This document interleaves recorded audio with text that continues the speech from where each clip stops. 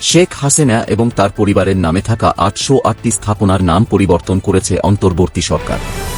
ছাত্র জনতার অভ্যুত্থানে ক্ষমতাচ্যুত প্রধানমন্ত্রী শেখ হাসিনা, তার পিতা বঙ্গবন্ধু শেখ মুজিবুর রহমান সহ পরিবারের সদস্যদের নামে নামকরণ করা ৮০৮টি স্থাপনার নাম পরিবর্তন করেছে অন্তর্বর্তীকালীন সরকার। বৃহস্পতিবার প্রধান উপদেষ্টার প্রেস উইং এক বিবৃতিতে এ তথ্য জানিয়েছে। এছাড়া তাদের নামে থাকা আরও ১৬৯টি স্থাপনার নাম পরিবর্তনের প্রক্রিয়া চলছে।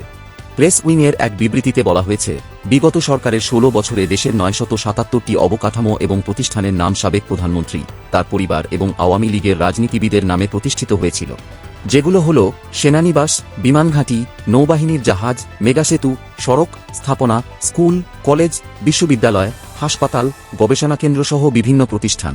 ইতোমধ্যেই এ প্রতিষ্ঠানগুলোর অধিকাংশের নাম পরিবর্তন করা হয়েছে। অবশিষ্ট প্রতিষ্ঠানগুলোর নাম পরিবর্তনের কাজ প্রক্রিয়াধীন রয়েছে বলে প্রেস উইংয়ের বিবৃতিতে বলা হয়।